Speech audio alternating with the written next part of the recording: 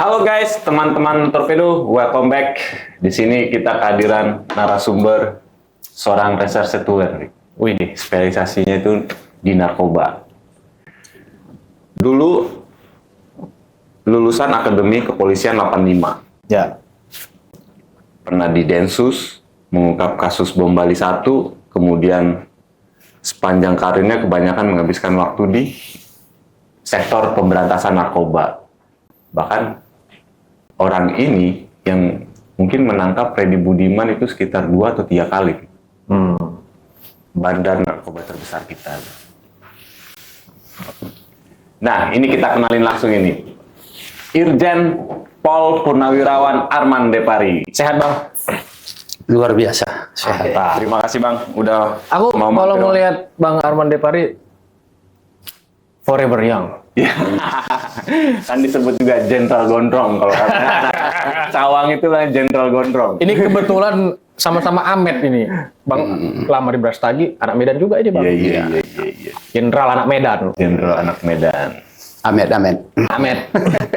Kalau kata Bang Zul, GBHN. Jangan begitu. Itu disclaimer. GBH ini itu, Bang. Kan kita mewakili Ketua Komisi 2 DPR, Bang Zulfikar Arsa Sadikin. Kalian ini Sinaga Panjaitan GBHN kalian ini. Salah besar itu. Bang Zul itu juga orang Batak, Bang Zul. Bercanda-canda. Bercanda. Gimana, Bik? Apa Bang. yang kita torpedo hari ini, Bik? Kita mungkin mulai dari yang ringan-ringan, Bang. Boleh. Tentu banyak kisah-kisah suka duka dalam pemberantasan narkoba, apalagi di Republik ini, Bang. Iya. Bahkan sempat ada diksi bahwa Wakanda, ini di Wakanda gitu. Apakah yang Abang rasain ini sebenarnya ya memang begitulah pemberantasan narkoba, Bang? Kadang-kadang ada intervensi, gratifikasi, ancam-mengancam, bahkan turut pelibatan petinggi negeri. Bisa di-spill nggak, Bang, ke anak-anak muda ini? Kalau di Indonesia saya kira tidak sebegitu seramnya. Tadi disampaikan sebagian besar saya bertugas di reserse dan 16 tahun kurang lebih khusus menangani narkoba. Jadi kalau kita bandingkan dengan situasi yang terjadi di luar negeri terkait dengan permasalahan narkoba ini, sebenarnya kita masih oke-oke saja. Ya.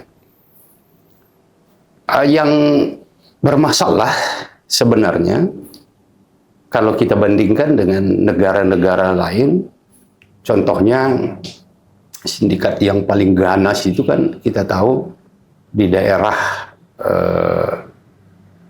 Amerika Selatan, Latin Amerika. Tapi yang kita tahu di sana itu sindikatnya yang memang keras, kuat, dan sadis. Ya. Nah, kalau di Indonesia yang justru menonjol itu, nah itu tadi keterlibatan aparatnya.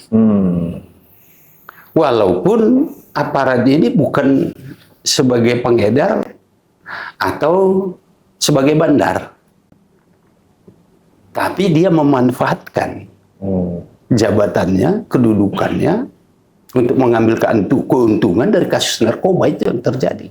Pendek katanya pura-pura nggak tahu apa gimana, Bang? Ya, ada yang pura-pura tidak tahu bahwa di belakangnya terjadi transaksi narkotika. Tapi ada memang yang melibatkan diri dan mengambil keuntungan dari situ. Di samping tadi itu, tentu ada penanganan kasus misalnya, apakah ada tawaran-tawaran gratifikasi, tawaran-tawaran hadiah untuk mempermudah sindikat mereka menjalankan aktivitasnya, dan atau juga supaya kasus-kasus yang kita tangani atau aparat tangani itu diberikan keringanan-keringanan, atau bahkan kalau boleh jangan disentuh. Nah, itu yang terjadi di kita. Beda memang ini. Di antara sindikat yang saya sebutkan tadi, di luar negeri, dulu yang terkenal itu, di samping di Amerika Latin, saya sebutkan tadi, juga di daerah Asia Timur, terutama di daerah Hong Kong, Korea. Dulu memang begitu. Jepang juga, karena mereka punya kelompok-kelompok mafia dulu ya. Berarti di Indonesia menurut Abang nggak terlalu sadis lah ya, bandar sindikat jaringan ini?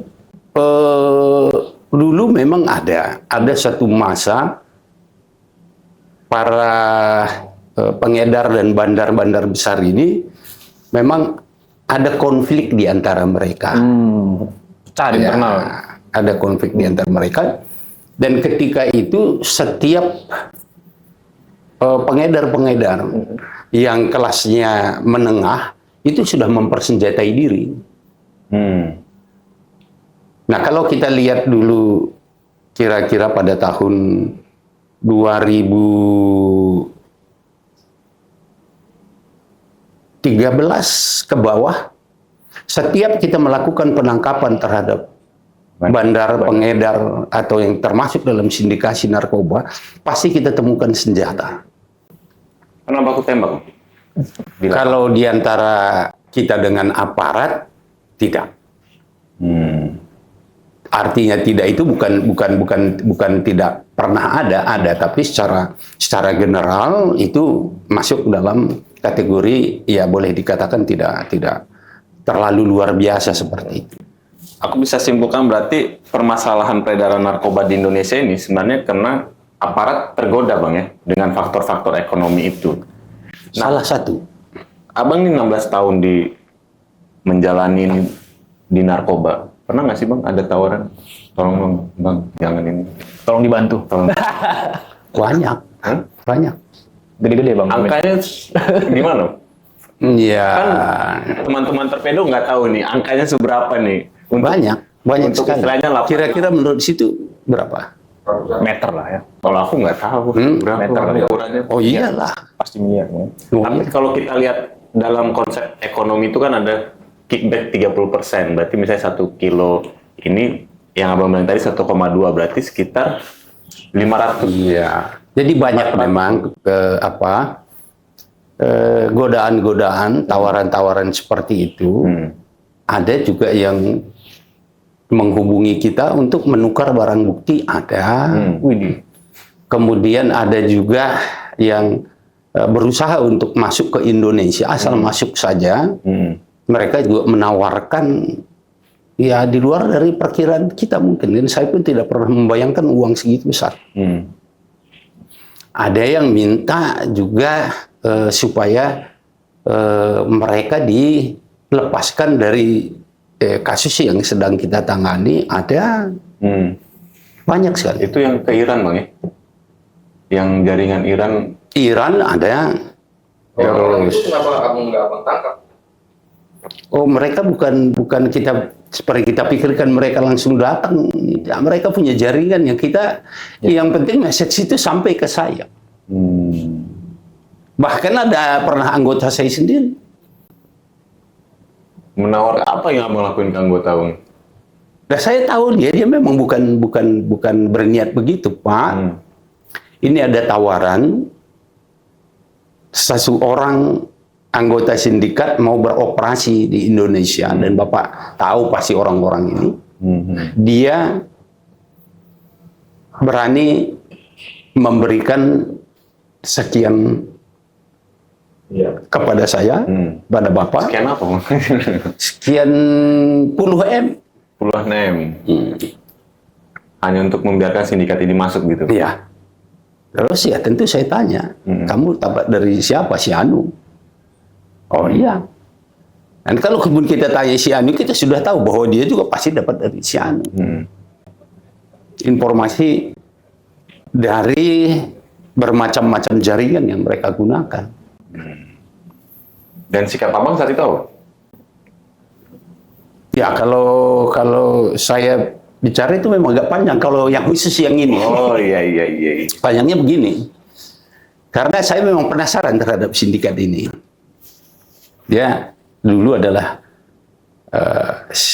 salah satu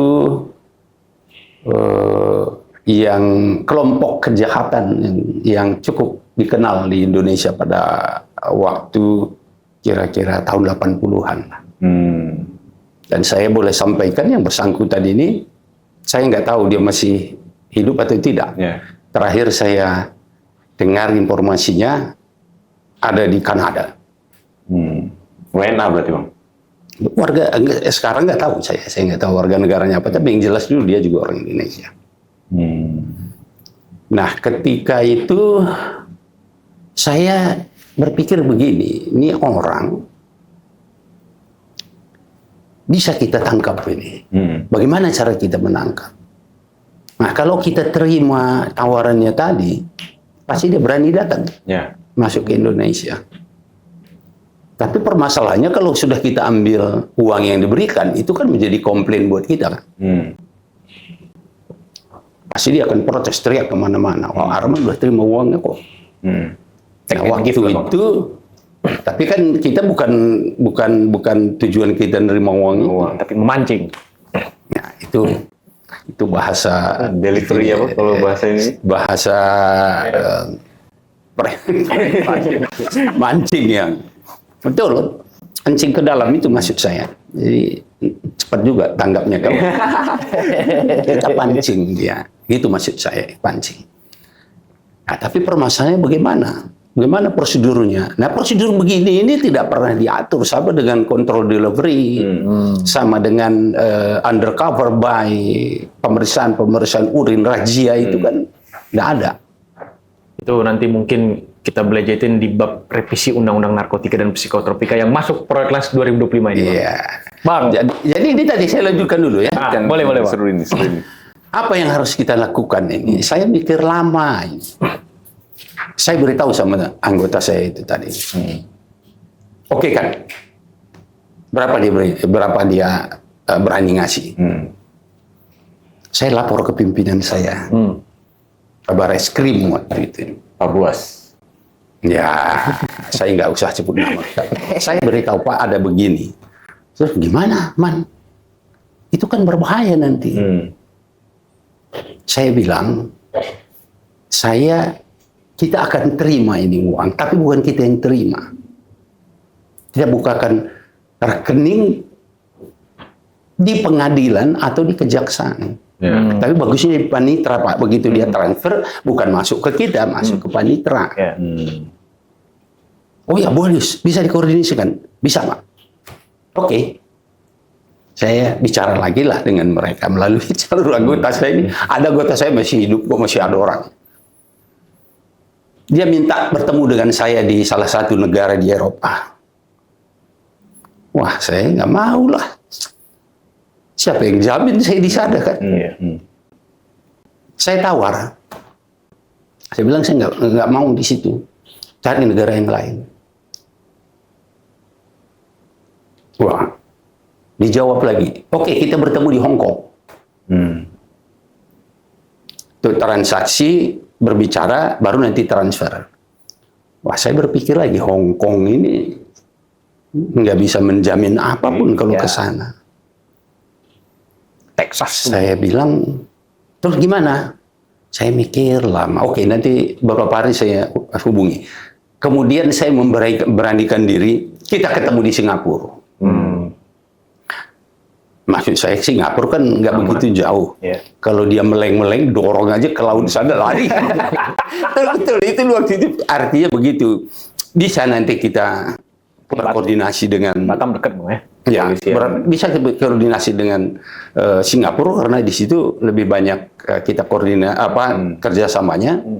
Yang penting masukkan orang ini ke pesawat kita atau kapal kita kan sudah bisa. Dia setuju. Tapi belakangan nggak tahu kenapa, mungkin dia merasa juga takut dibatalkan. Nah, itu hanya sebenarnya keinginan saya untuk bisa menangkap orang ini, dan pasti kita tahu akan membuka semua jaringannya. Karena saya curigai juga dulu banyak yang terlibat, bukan hanya yang di bawah-bawah. Melalui orang ini pasti kebuka semua. Tapi ternyata dia membatalkan. Spill lah bang, siapa kawan ini bang? Oh. Bahasa Jaksel spill. Saya kira kalau pelaku-pelaku dunia Kang Au di Jakarta kenal bapak itu semua. Nah, saya tidak tahu, mohon maaf, apakah dia masih hidup atau tidak, karena mungkin umurnya juga sudah. Bang, menyambung soal keterlibatan aparat. 22-24 data 2024 prevalensi penyalahgunaan narkotika itu 3,3 juta dan didominasi generasi muda, Bang. Dari Kemenko Polhukam, Pak Budi Gunawan bilang perputaran uang sampai 99 triliun dan itu TPPU. Aparat juga ikut di TPPU ini, Bang. Ya. Pasti ikut. Kalau data yang tadi disebutkan, saya mendapatkan data yang saya tahu terakhir survei dari BNN itu dengan BRIN kalau tidak salah, angka prevalensi pada tahun 2021 itu kurang lebih 3.500.000. Ini 3,3. Nah, berarti ada penurunan. Kalau itu kapan hasil surveinya? 2024. Oh, ini baru berarti. Itu berarti ada penurunan, bagus. Kalau mengacu kepada data yang 2021 tadi, coba ini disclaimer juga ya. Itu hasil penelitian atau hanya laporan? Laporan.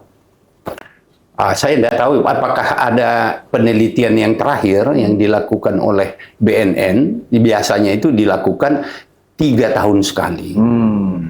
21, 24, masuk akal, Bang. Ya, makanya kalau ini memang hasil penelitian, ini justru menurut saya bagus.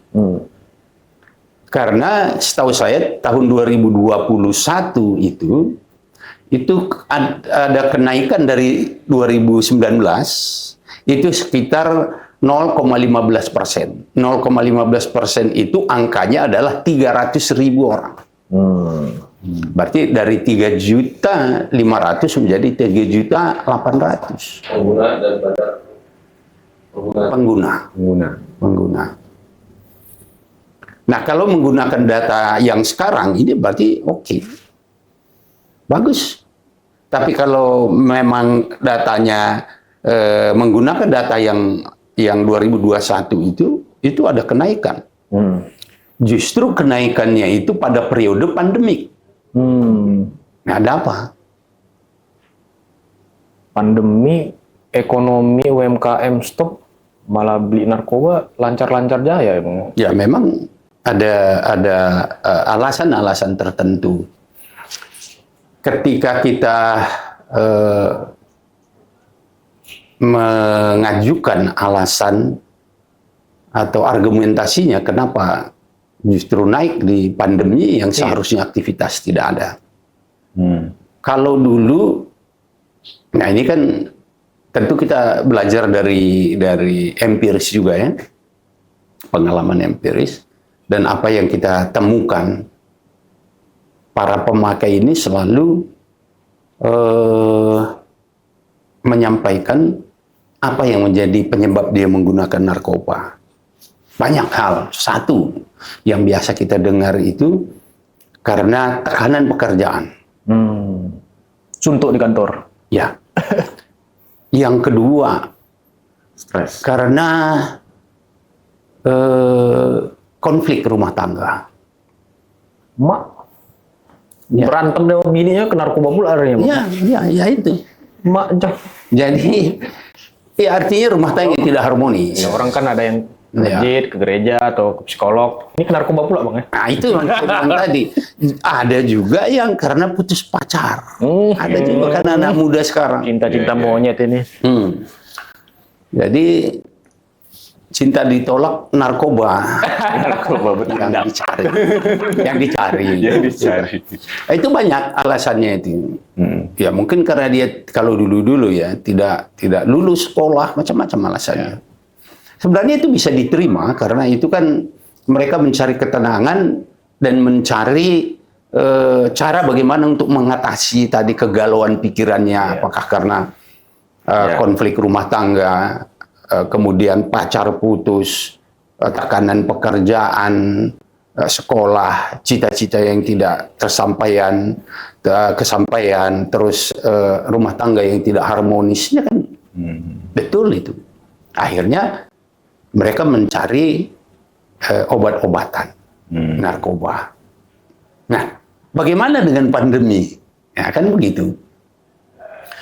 Ternyata pandemi ini juga di samping alasan tadi itu, yang alasan klasik kita sebutkan tadi itu, ada karena rasa frustasi, rasa bosan di rumah. Pandemi waktu itu tidak kunjung selesai. Kapan akan habisnya pandemi ini, kita tidak pernah tahu waktu itu. Yang sebenarnya dapur dia pun ngebul Bang ya. Artinya secara ekonomi dia aman. Iya, Karena bosan doang untuk nggak juga. Kan ada juga yang di PHK. Ya. Bisnis tidak jalan. Terus apa yang mau dilakukan? Stres, depresi, menggunakan itu juga, narkoba juga. Gitu. Bang, itu kan soal rakyat yang menggunakan narkoba itu oke lah. Mereka itu pasar kalau bandar. Tapi kan sebenarnya kalau kita melihat, kalau aparatnya kuat, polisi kuat, pemerintah kuat, penegak hukum semua kuat, itu kan jadi barrier, Bang. Yang jadi masalah kan ini, kalau kita lihat fenomenanya ya naif juga kalau kita bilang oknum.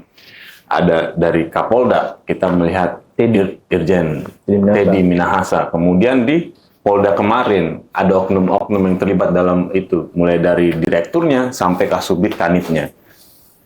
Dan juga ada juga TNI juga pernah ada beberapa kasus dia ikut menyelundupkan sabu-sabu itu di 2019 dan 2020 di Sumut, Bang. Ini kan gimana sih, Bang, cara kalau Abang punya pikiran nih, gimana sih supaya penegak hukum ini supaya benar-benar menjadi barrier itu? Ya, kasus narkoba ini memang kompleks. unik dan kompleks. Gitu. Semua orang bisa terkena dari setiap lapisan profesi dan umur. Apakah itu sebagai pengguna? Nah, itu yang paling kelas paling bawah. Ya. Kemudian juga bisa jadi pengedar, bisa jadi bandar, bisa jadi penyelundup. Nah, tergantung posisinya di mana.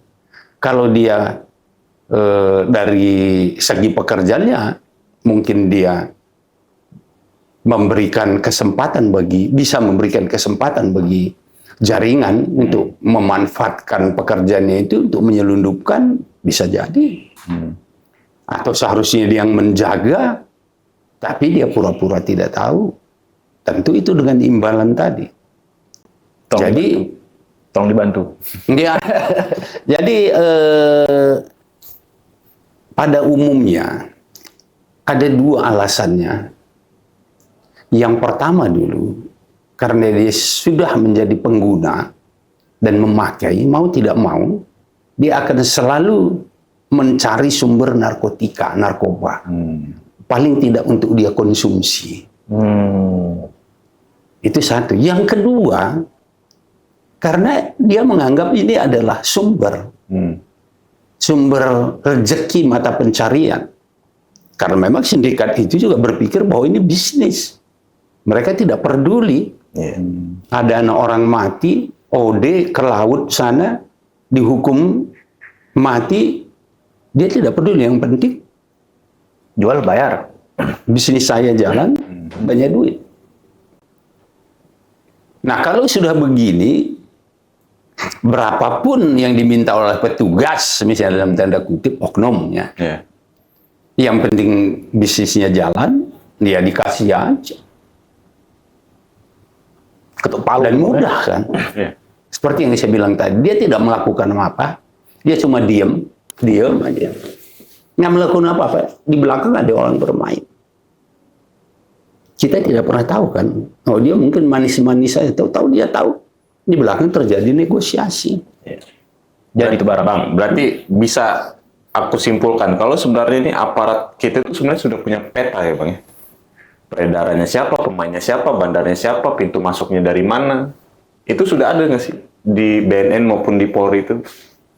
Ya, seharusnya sih ada. Kita juga dulu memetakan jaringan, berapa jaringan yang beroperasi di Indonesia, jaringan mana saja, kemudian biasanya dan lazim ini memang terjadi, jaringan internasional itu bekerja sama dengan jaringan lokal, gitu. Bermitra. Iya, iya. Kan mereka kalau jaringan dari katakanlah misalnya dari Iran, dari negara-negara ASEAN misalnya, katakanlah dari Malaysia, ini sebagai contoh aja, Thailand. Kemudian mungkin kalau yang dari Afrika dulu ada orang Nigeria, Ghana misalnya, kan mereka tidak bisa langsung beroperasi menjual barangnya di Indonesia kalau tidak ada jaringan lokal. Ya. Dan banyak pemainnya katanya dari dalam lapas Bang ya? Yang lokal. Iya, sekarang saya tidak begitu tahu ya apakah masih banyak. Dulu di zaman Abang deh. Ya, banyak. Justru mereka mengendalikan di remote dari dalam. Dari dalam. Ya. Tapi kembali ke jaringan tadi. Ada yang mengawini penduduk lokal juga, Bang? Banyak.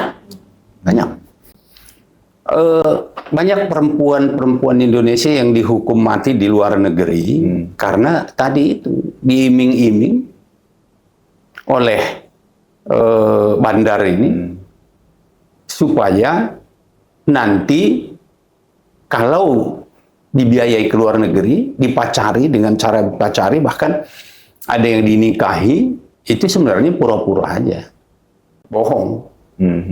Kemudian dibiayai perjalanan ke luar negeri, jalan-jalan. Nah, dulu biasanya pada saat dia pulang ke Indonesia itu disuruh bawa narkoba. Itu banyak ditangkap. Saya tidak tahu berapa sekarang angkanya dan apakah ini masih terus berlangsung. Setahu saya itu cukup banyak perempuan kita yang jadi korban. Dan di lapas itu Bang, ini kan artinya mereka bermain di lintas aparat pemerintah kita Bang ya.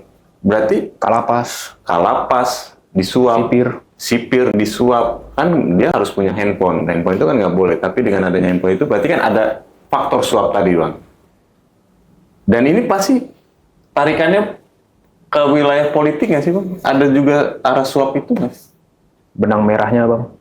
Oh, yang saya tahu dulu ya, pengalaman juga, kalau memberikan uang seperti itu ada. Tapi kalau untuk tingkat-tingkat sipir itu, mereka memang dulu pemakai, dia di situ dulu ya. Dulu. Nah itu yang dulu contoh nih, waktu kasus kita temukan, kita bongkar pabrik narkoba di salah satu lembaga pemasyarakatan yang melibatkan yang sudah dieksekusi itu. Ready. Ya, kita kan tentu bertanya, kok bisa di dalam penjara ada pabrik? Iya. Kan semua barang-barang diperiksa. Kan setiap mereka kerja kan dilihat orang di sel begitu. Nah ternyata waktu itu ketika kita lakukan tes urin, kita periksa pegawai-pegawai itu 60% menggunakan narkoba. Nah, jadi kalau sudah menggunakan itu udah susah untuk dikendalikan. Bukan hanya karena mereka dikasih uang, mungkin mereka lebih memilih narkobanya daripada uang, dan ini umum untuk para pecandu. Mereka memilih, mendingan dia pilih narkoba daripada uang. Nah, kalau sudah begitu, ceritanya dulu itu saya tanya, loh kamu memang nggak pernah diperiksa ketika kamu sedang bekerja memproduksi narkoba di selmu? Setiap terjadi pergantian shift, mereka cuma datang kasih barang, pergi. Nah, berarti dia pakai. Ya. Itu pengalaman dulu ya. Apakah ini masih relevan untuk kita angkat saat ini dalam kondisi yang terjadi sekarang ya? Dan itu tentu untuk pelajaran perbaikan kita. Itu maksud saya. Jadi bukan mengungkit-ungkit yang lain. Bang, tadi disinggung soal Freddy Budiman, Bang. Dia kan cerita dari Medan sampai Jakarta naik mobil plat TNI bintang 2. BNN sekian, Polri sekian, TNI sekian. Dalam perjalanan Abang di dunia pemberantasan narkoba, ada cerita nggak Bang pernah bersinggungan dengan TNI misalnya, dan sehingga ini... Kalau cerita Freddy itu bohong semua. Itu bohong, nol semua. Tidak ada yang benar. Kenapa Abang bisa bilang begitu? Kan saya yang nanganin dia. Saya yang nangkap dia. Dia katanya bandar besar. Enggak. Oh, bukan bandar besar. Kelasnya apa itu? Dia itu orangnya memang berani, galak dan pemarah. Sorry, ini dia sudah tidak ada ya. Tapi saya sampaikan apa yang menjadi ciri khasnya dia. Badannya besar. Jadi penghuni-penghuni sel itu takut semua sama dia ini, dan dia yang minta setoran-setoran semua kepada penghuni-penghuni sel itu. Dia ditakutin di situ, dia mengkoordinir. Gitu. Jadi namanya seolah-olah hebat, kagak. 3 kali dia ditangani oleh saya langsung tangan, dan saya tahu betul badannya kan besar. Ya, tapi meski tidak sebanyak Polri dan BNN, tentu pernah ada rekam jejak keterlibatan anggota TNI kan, Bang? Dan pasti koordinasinya itu gimana nanti, Bang? Oh, itu sudah ada semacam apa? Jadi nggak enakan apa gimana, Bang? Tetap Pembicaraan. Enggak, Digas. kalau kita memang tangkap, ya tangkap. Namun nanti prosesnya akan ditangani oleh polisi militer. Karena kan yurisdiksi hukumnya beda. Sebagai anggota TNI misalnya, ya yang menjadi penyidiknya POM TNI. Nanti juga ke auditor, ke mahkamah militer, gitu. Tidak berarti terus kita lepaskan karena dia bukan termasuk yurisdiksi hukum sipil, gitu, enggak. Namun seringkali kalau kita misalnya melakukan atau mempunyai target yang dalam kenyataannya ada keterlibatan hukum TNI, ya kita berbicara dengan pimpinannya, kita bekerja sama, dan itu sebenarnya tidak terlalu sulit kalau kita berbicara. Nah, memang kadang-kadang kita tidak sempat berbicara, dan kita juga tidak tahu yang bersangkutan ini adalah aparat, misalnya. Itu sering sekali karena mereka kan tidak pernah memperkenalkannya, saya aparat. Nah, ini nggak mungkin. slow-slow aja deh, Bang. Iya, setelah terjadi baru ketahuan. Nah, itu sering. Tapi saya kira sekarang ini adalah momentum yang tepat. Ya, apakah itu aparat dari TNI, dari Polri, dari Kejaksaan, dari siapapun, termasuk mungkin anggota DPR, itu kan satu hal yang luar biasa menurut saya.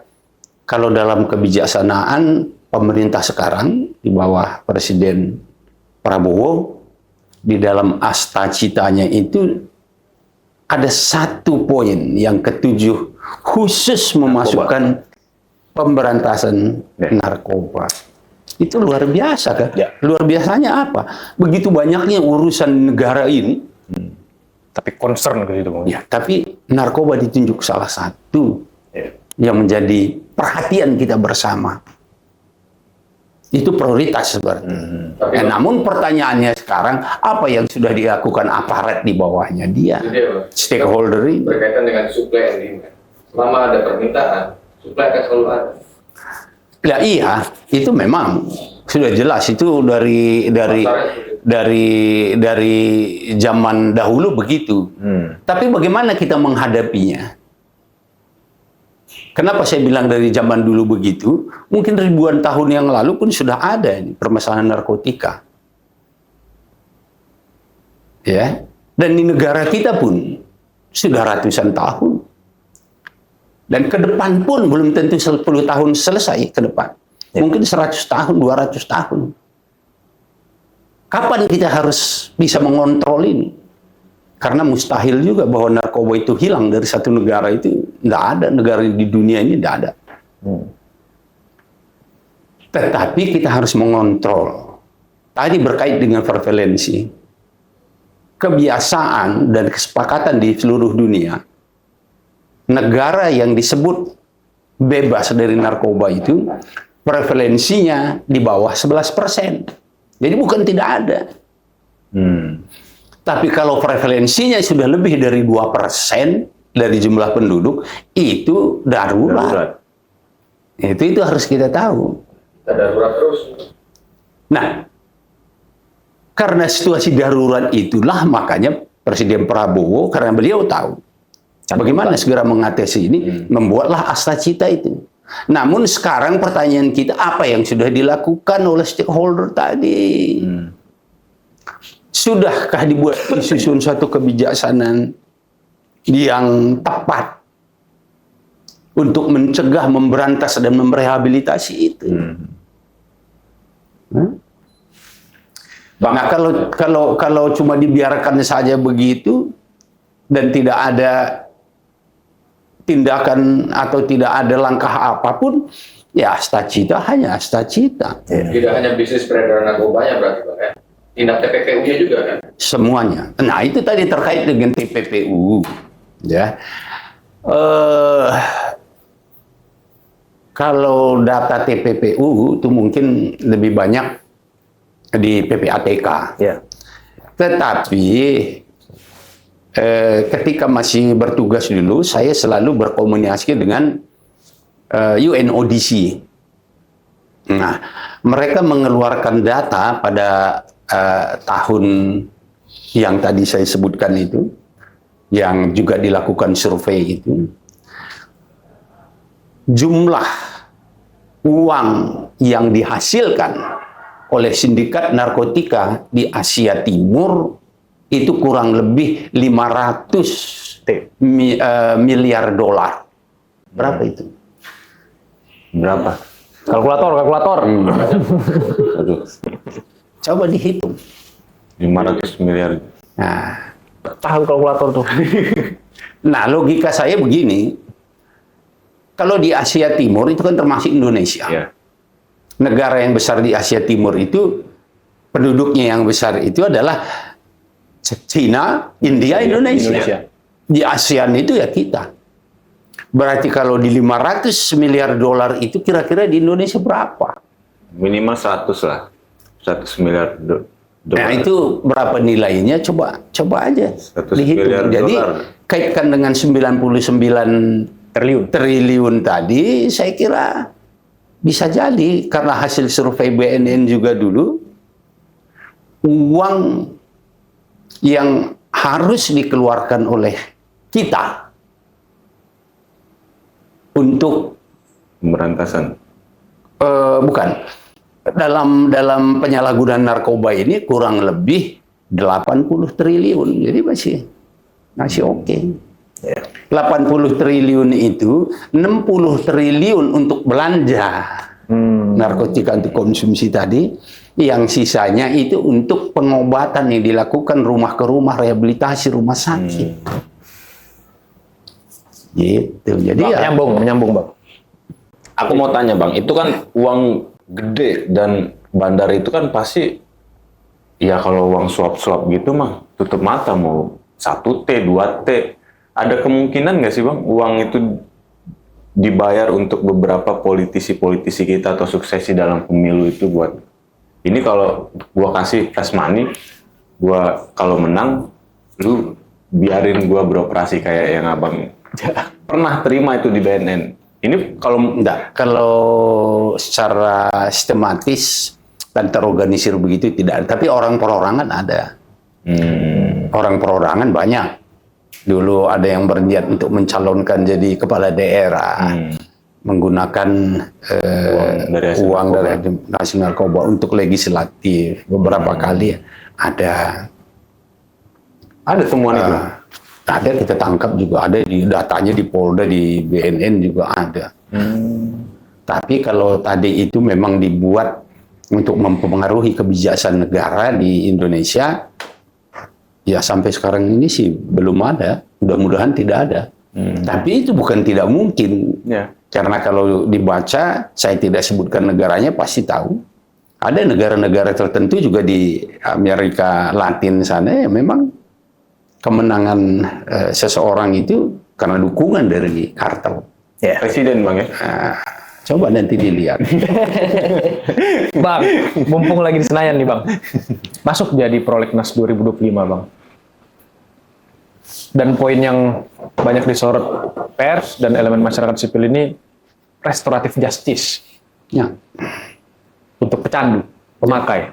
Lah ini kan nanti di masyarakat juga nggak sama literasi orang-orang kota, orang kampung ini bang.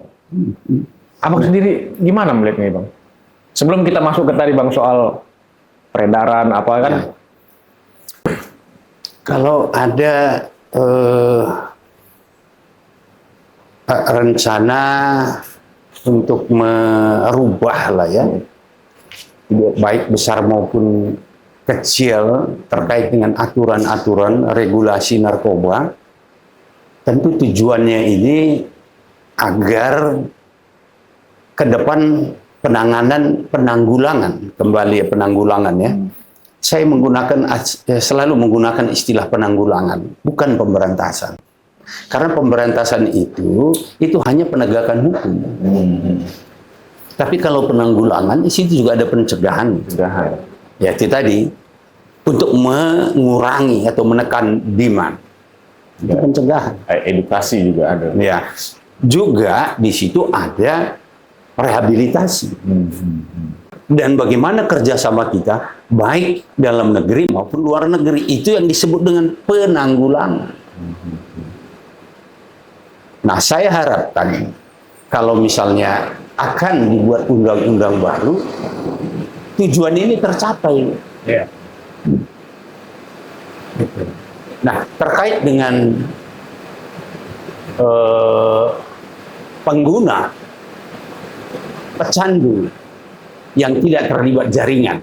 Ya, ini kita garis bawahi bahwa pengguna pecandu yang tidak terlibat jaringan dan memang tidak ditemukan barang bukti. Jangan sampai nanti memang dia pengguna pecandu seperti bandar. Atau di rumahnya atau di dalam penguasanya banyak barang bukti. Nah, ini kan beda. Tapi kalau pengguna pecandu yang ketergantungan obat dan tidak terlibat jaringan itu harus direhabilitasi. Itu sebenarnya memang sudah diatur. Kalau saya tidak salah ini pasal 54 Undang-Undang Narkotika itu sudah disebutkan 529. ya. Permasalahannya sekarang itu tadi apakah ini dijalankan atau tidak? Nah, mudah-mudahan dengan aturan-aturan atau perundang-undangan yang akan disusun ini, itu sudah dimasukkan, tidak lagi dijabarkan. Walaupun seharusnya kalau undang-undang menyatakan di situ, tinggal diikuti oleh peraturan pemerintah, peraturan-peraturan yang lain. Begitu. Kalau restoratif justice, Karena benang merahnya pasti ke overcrowded lapas. Karena kebanyakan kan narkoba, Bang. ya, Jangan sampai ya ini menjadi salah tafsir di masyarakat. Udah gas aja. Nanti cuma direhab aja ya kalian. begini, saya juga cerita pengalaman saya. banyak orang tua yang mau ditangkap anaknya. Bahkan minta kepada saya dulu. Pejabat-pejabat banyak dulu telepon ke saya, tolong anak saya ini ditangkap aja, masukin ke tahanan supaya dia tobat. Saya bilang saya tidak pernah mau. Saya bilang kalau dipaksa dia masuk, kalau hanya dia pengguna, itu justru kontraproduktif. Biar dia dengan kesadarannya, bujuk dia untuk mau berobat. Maksud saya sebenarnya kalau ditangkap-tangkepin itu nggak ada masalah. Bisa-bisa aja Bang ya. Tapi lakukan prosedur yang benar. Lindungi mereka. Edukasi mereka. Perlakukan mereka sebagaimana manusia dan berikan hak asasi manusia. Kalau ditangkap dia pengguna, tangkap dengan harapan supaya nanti dengan tangkap dia diobati, bagus nggak? Saya kira nggak ada yang protes. Contoh yang saya bilang tadi, banyak yang minta kepada saya untuk ditangkap anaknya, saudaranya, bahkan ibunya, orang tuanya, bapaknya. Tolong Pak, anak saya, saudara saya, bapak saya menggunakan narkoba, Pak, tolong ditangkap, banyak. Tapi dengan harapan, bukan dihukum tadi, tangkap itu, kemudian diberikan dia treatment, diobati dan direhabilitasi. Saya kira semua orang akan setuju itu. Nggak ada yang protes. Kalau untuk kesembuhan mereka. Tapi kalau ditangkap terus dimintain duit, nah itu yang tidak boleh. Bang, kalau di Tanjung Bali, Diancam-ancam. di Tanjung Bali ada istilahnya itu Bang, dipatah katanya. Nah. Mau nggak kau dipatah katanya? Ah sini. Enggak, lebih sadis lagi di Medan itu kalau ada orang ditangkap, ditebus. Ya, Itu orangnya harus ditebus. Berapa kau tebus itu? Nah, itu. 86. Itu yang tidak boleh. Gitu. Mengenai itu tadi restoratif justice, ya saya kira itu bagus. Apakah ini sudah dipahami oleh semua stakeholder-nya, terutama praktisi-praktisi lapangan ini? Itu. Karena itu sebenarnya diskresi. Iya. Ya kan? Diskresi. Ketika ada lampu merah, saya suruh orang jalan, polisi lalu lintas suruh jalan. Kenapa? Karena ada mungkin rombongan penting di belakang. Iya, atau ambulan atau apa. Ya, jadi dia Ya. silakan. Ini sama seperti ini. Supaya tidak overcrowded tadi. Kalau diputuskan melalui pengadilan, proses peradilan, maka undang-undang kita itu memang menyatakan bahwa dia dihukum kurungan badan alias penjara. Kan begitu kan? Ancamannya yang paling ringan itu 4 tahun. Belum lagi prosesnya yang panjang itu. Ya. 20 hari, diperpanjang lagi 20 hari, diperpanjang lagi. Kalau anak-anak muda udah keburu putus itu sekolahnya, kuliahnya, dan dia bergaul di dalam juga menjadi dengan orang-orang yang tidak benar. Nah, itu untuk apa kita harus melalui proses yang panjang ini, yang akhirnya kemudian dia juga dihukum. Abang tadi kita ngobrol-ngobrol sering RDP ke Komisi 3. Abang ngelihat ada political will yang kuat nggak dari Senayan untuk, apalagi sudah masuk di Asta Cita tadi Bang? Iya, kalau dulu iya kan saya berbicara pasti dipanggil sebagai personil BNN kan ya. Iya, kita memang bicarakan itu, tapi di luar itu ya saya enggak paham.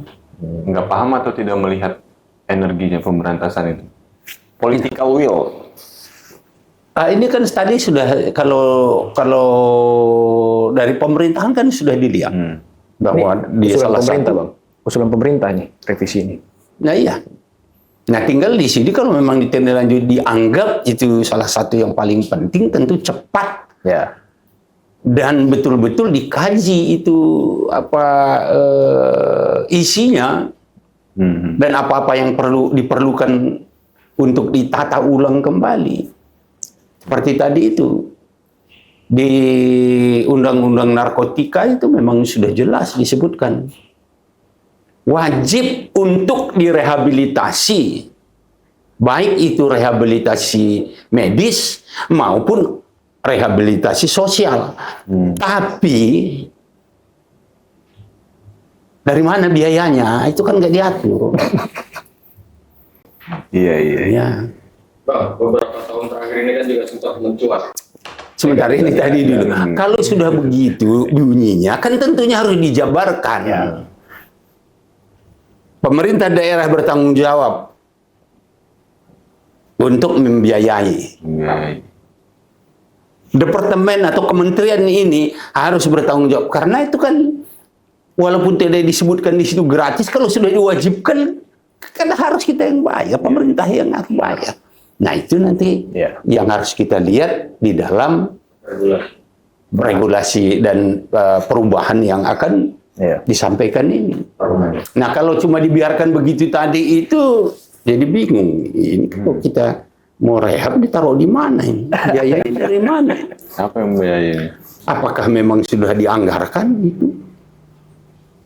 Karena tadi menurut hasil survei prevalensi itu sekitar 3.500.000. Berapa kemampuan kita? Tapi oke lah, karena itu kan tidak harus selalu dirawat inap.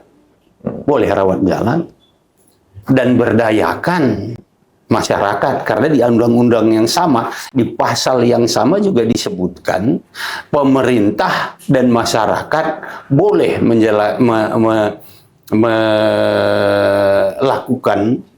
menjalankan rehabilitasi sesuai dengan agama juga boleh. Gitu. Dan tradisi juga boleh. Sesuai dengan tradisi dan kepercayaan itu ada. Nah, ini yang harus digalakkan. Nah, siapa ini? Nah, kami GMDM ini. Elemen masyarakat sipil. Iya. Tadi mau nanya apa, Bu? Bang, ini Bang. Beberapa tahun terakhir kan sempat mencuat. Ada kasus seorang istrinya meninggal karena tidak bisa dirawat, diobati yang menggunakan ganja waktu itu. Nah, mencuat kemudian legalisasi ganja. Bagaimana Bang? Legalisasi ganja ini kan kita bisa belajar pertama dulu dari pengalaman negara-negara yang lain. Ya. Paling dekat negara ASEAN itu Thailand. Saya mendengar sudah dicabut aturannya itu. Cabut. Kenapa? Berarti lebih banyak merugikannya daripada menguntungkan. Barangkali yang dimaksudkan itu bukan legalisasi. Ini yang salah satu tadi itu yang dari perubahan undang-undang ini yang harus kita kaji. Kajinya apa?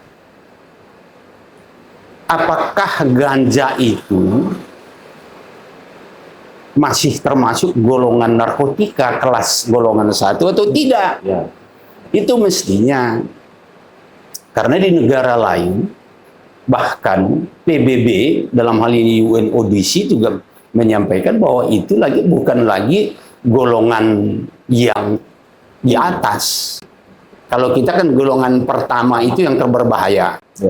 2 berkurang. 3 lebih berkurang.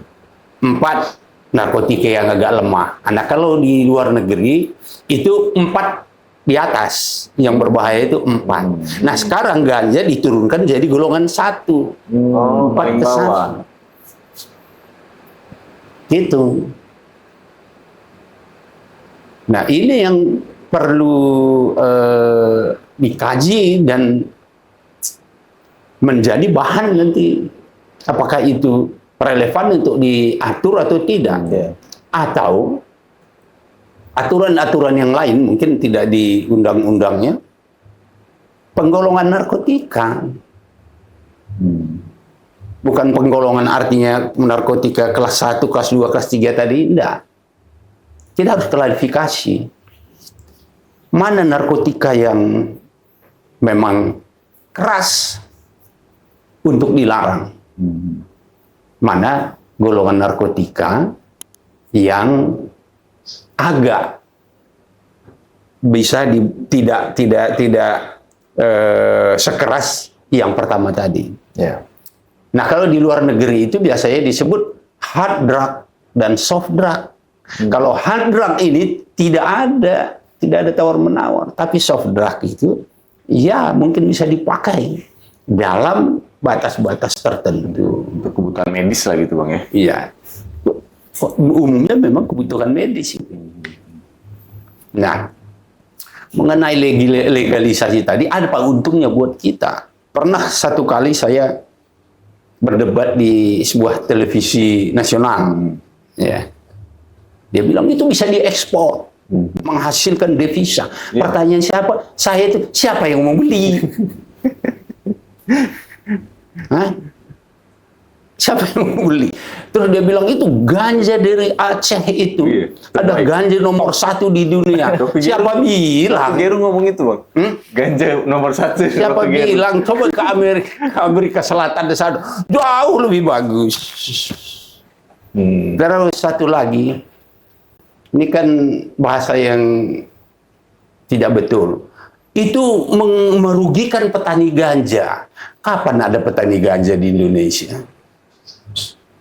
Hah? Banyak Pak Bang, di Aceh kan petani ganja banyak. Bukan petani, dia itu penjahat yang menanam ganja. Jangan bolak-balik. Itu loh. Dia bilang, tadi itu bisa menyembuhkan penyakit. Kalau memang ada menyembuhkan penyakit, pasti di apotek udah banyak, bro. Yeah. Banyak orang yang bilang macam-macam menyembuhkan penyakit. Dulu katanya minum air seni menyembuhkan penyakit juga. Tapi betul nggak itu? Ya.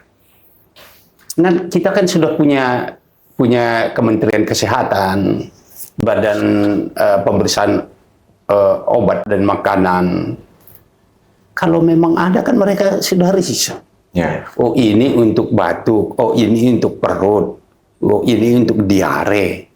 Coba cari ke apotek sana. Adakah satu obat saja yang bahannya berasal dari ganja?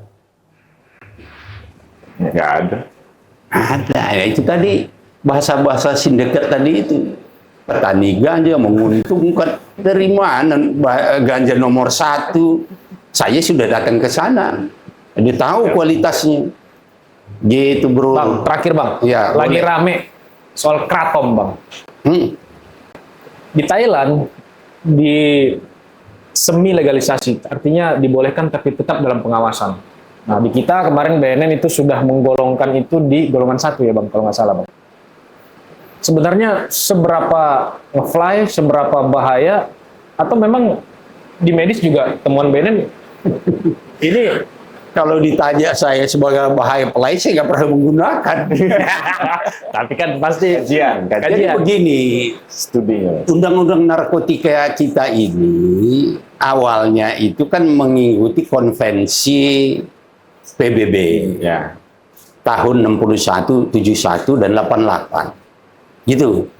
Jadi kalau kita ini tidak menyusun awal, kita tidak melakukan pemeriksaan apa itu heroin, apa itu kokain, enggak. ya.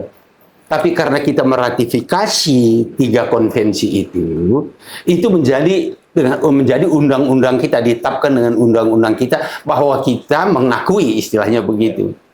Dan seluruh lampirannya itu tadi narkotika, heroin, ganja, golong 1, golong 2 itu masuk dalam undang-undang kita.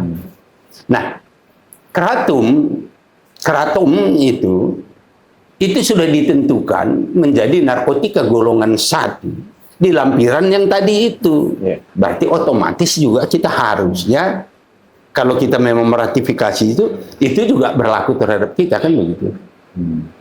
Tapi tentu ada kepentingan-kepentingan khusus untuk negara kita di situ.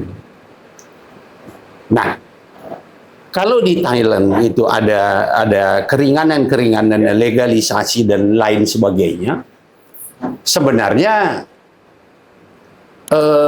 dulu pembicaraan kita di ASEAN bukan begitu. Yang paling menentang bahwa ganja itu dilegalkan itu adalah Singapura, Malaysia, Indonesia. Itu menentang keras. Itu tidak bertemu pembicaraannya. Kemudian mereka mengajukan alasan bahwa ganja, marihuana ini akan diberikan sebagai pengobatan alternatif untuk pengobatan alternatif tradisional. Ya. Kalau kita itu kira-kira jamu lah. Ya. Oke, tapi ternyata itu dijual. Tapi sekarang katanya saya dengar sudah dicabut. Tidak boleh lagi. Nah, sama dengan Karatum tadi. Karatum itu terakhir saya masih ikut 2019 rapat antar lintas instansi bahwa Karatum itu karena sudah dilarang karena lampiran undang-undang tadi itu. Namun untuk melindungi para petani karena mereka mungkin masih membudidayakan, kita berikan waktu 5 tahun supaya Karatum tadi itu diganti dengan tanaman produktif yang lain. 2019 Harusnya 2024 sudah selesai. sudah selesai. Bagaimana perkembangannya? Nah, aku pun tak tahu. Karena itu Gitu loh. konon Ya, ya. untuk batuk dan diare, Bang. Batuk, diare dan seterusnya. Ya, itu kan yang ngertikan obat-obat itu kan dokter. Farkepanmasian. Seperti yang saya bilang tadi itu. Yang lucu lagi katanya kan ganja itu bisa menyembuhkan asma. Logis nggak? Logik nggak? Diisep kok nyembuhin asma. Hah? Kan nggak masuk akal. Iya. Sip, Bang. Bang, terakhir banget ini, Bang. Abang kan pernah menjadi Direktur Polda Metro Jaya. Pernah juga di BNN menutup beberapa tempat peredaran narkoba. Saya mendapat info bahwa di Jakarta itu ada satu tempat yang seakan-akan peredaran narkoba itu boleh diperjualbelikan di daerah Glodok. Abang mendapat info itu nggak, Bang? Ada. Merah menyala. Ya. Bahkan kau kurang jelas. Apa itu, Bang? Saya lebih jelas ini. Jelasin, Bang. Jelasin, Bang. Kalau saya bicara-bicara dengan teman-teman yang pejalan malam, yang suka keluar malam, Main malam. dia bilang ada satu tempat, Bang, itu kita sebut apotik. Apotik. Obat apapun ada di situ. Pasiennya banyak itu. Nah, itulah kau jangan tanya. Ada katanya apotik, obat apapun diminta ada di situ. Dan katanya aparat penegak hukum susah untuk masuk ke dalam, Bang, ya? Untuk melakukan penindakan hukum itu. Bukan susah sih, mungkin Patut diduga. susahnya sih enggak, kalau aparat berdasarkan undang-undang kan enggak susah. Iya kan? Backing, Atas ada nama backing. undang-undang. Tapi mungkin ada kerancuan. Mau nggak ke sana nggak nih? Ya, itu yang berat. Berarti daerah itu red zone, merah menyala, Bang, ya? Ya, Daerah Glodok, benar nggak sih? begini. Lihat tempat itu pun tidak layak sebenarnya. Lokasinya yang sempit begitu, gedungnya yang sudah kumuh begitu dan tua begitu. Saya kira common sense kita juga menyatakan bahwa ada sesuatu yang seharusnya tidak terjadi di situ. Sip, mantap. Paten. Itu guys, teman-teman Torpedo. Jadi kita mendapatkan banyak masukan dari Bang Arman bagaimana itu pemberantasan narkoba, penanggulangan narkoba, dan kenapa sih sulit sekali ini melawan bandar-bandar narkoba itu. Jadi kita juga berharap lah penegak hukum kita ini Udahlah, lurus-lurus aja lah. lurus. Karena yang pada akhirnya yang menjadi korban itu adalah rakyat. Dan negara harus Wabil adil. khusus generasi muda. Ya. Ya. Khusus untuk anak-anak saya lah ya. Ya. Anak-anak saya dan siapapun Anda, jangan sekali-kali menggunakan narkoba. Itu aja. Gampang sekali. Jangan gunakan. Udah. Terus bagi aparat ikuti aturan, 2 itu aja. Cukup. Jangan menggunakan. Dan bagi petugas, ikuti aturan. 2 itu saja sudah sangat baik untuk menanggulangi permasalahan narkoba di Indonesia. Nah, salam saya yang terakhir, hidup sehat itu penting. Dan tambahannya, kalau kita hidup sehat, maka kita akan bahagia tanpa narkoba. Mantap. Mantap. Guys, kalian dengar tuh pesan Bang Arman. Nah, pokoknya kalian pantengin terus channel ini. Jangan lupa kalian like, comment, subscribe, dan kalian share ke semua penjuru Republik ini. Assalamualaikum warahmatullahi wabarakatuh. Sampai jumpa.